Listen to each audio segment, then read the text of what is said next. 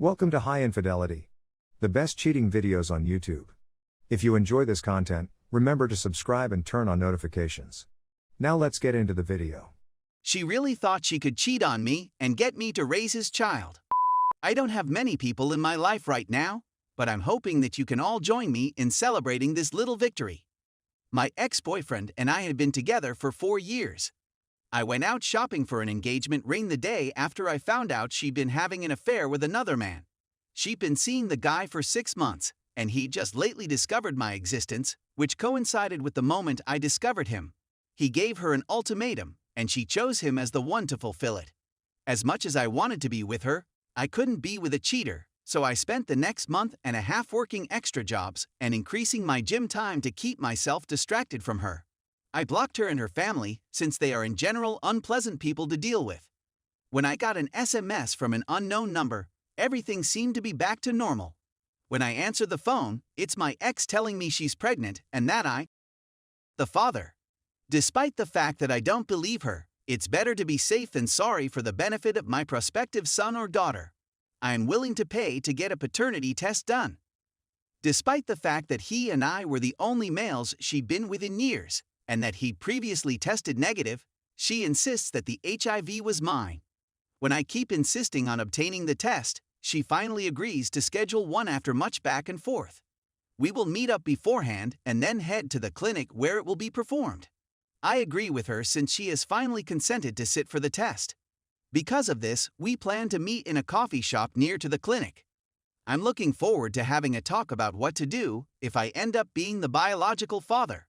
Instead, she tries to turn the conversation into a nostalgic remembrance of the good old days when we were together, replete with a host of emotional memories of our time together in the past.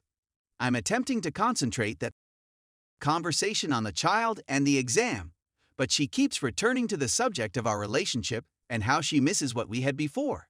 I'm so concerned about the potential child I'll be responsible for that I'm not paying attention to what she's trying to convince me to accept her back.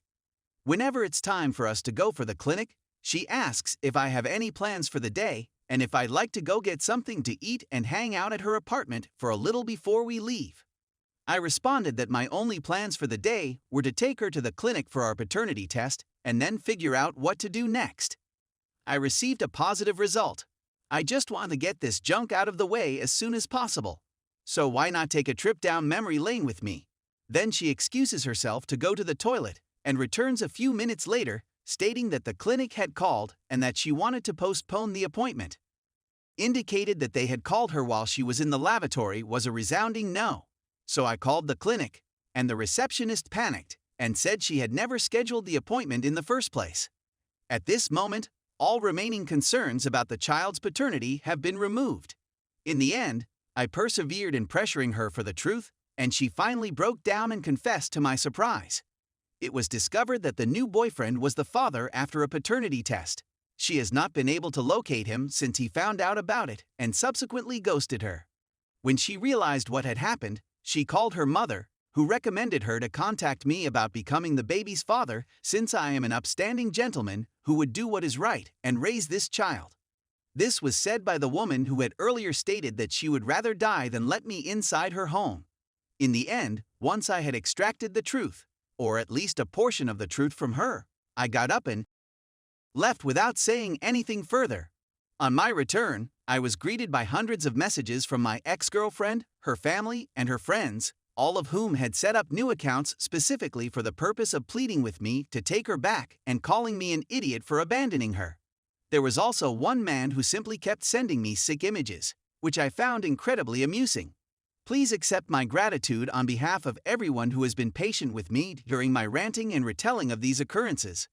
Walking away from her and finally realizing that I'm better off without her has been such a freeing experience, and I hope I can hold on to it for as long as I need to since I really needed it. Story 2. Mom had an affair 18 years ago. I, 18 Malk, am the product of it. My dad just informed me of all this and told me he will not pay for my college, while my siblings got their college experience paid by our dad. That's pretty basically the title. I have no clue how to comprehend it, and I am entirely unprepared for what is to come. My elder brother and sister both attended the same college. My brother graduated 2 years ago, and my sister will follow in 2 years. Our father paid for both of them college educations. Dad covered all of their college expenditures, including housing, food, automobiles, and pocket money. My brother now has a job, his own home, lives with his girlfriend, and has his life together. My sister already has a good-paying job, and my father still covers practically all of her expenses. I was excited to communicate with my parents about the following steps and ask them to aid me like they had done for my brothers after being admitted to the same institution. I had always thought that they had saved money for my college education in the same manner that they did for my brothers. Instead, I was presented with a tale about my mother's adultery, how I am the product of her cheating, and how my father is no longer willing to support me in the future. Dad informed me that Mom had 18 years to tell me and prepare me for the future, but she plainly didn't. He stated it was never his place to say anything since I wasn't his kid, and he didn't want to interfere with his mother's parenting. Apparently, my grandparents are aware that I'm not my father's biological son, but they haven't bothered to inform me. My siblings had no clue, and they are as astonished as I am since there was never any indication that anything was wrong. Maybe I was naive, but I always felt I had a good connection with my father. We attend to sporting events together, we go fishing together, he coached me when I had arithmetic problems, my father is an engineer, and he taught me to drive. I never got the impression he had grudges against me. He gave me my name and explained what it meant, and he was quite proud of it. It's a tale he recounts now and then. He loves to say things like that about me, despite the fact that my mother has never said anything to me. She was reportedly supposed to have the chat with me, which she never did. I'm feeling abandoned and ill-prepared for what is about to unfold before me.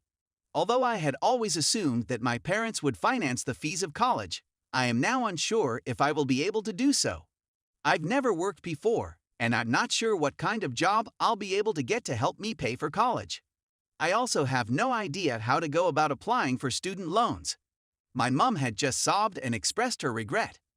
But nothing substantial. She has no idea how she may be of use to me. No one knows if I will be accepted back into the house anymore. Everything is up in the air. I feel ashamed leaving my room, and if I'm asked to leave the house, I have no idea where to go.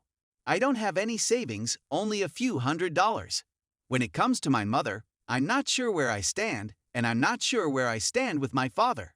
There is a man out there who claims to be my father, but who has never shown any interest in me or my family.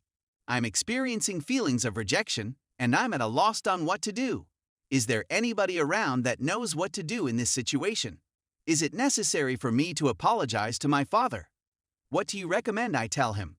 No idea, since I've been holed up in my room for the last several days, reading and exploring Reddit as much as possible. I'm completely at a loss on what to do.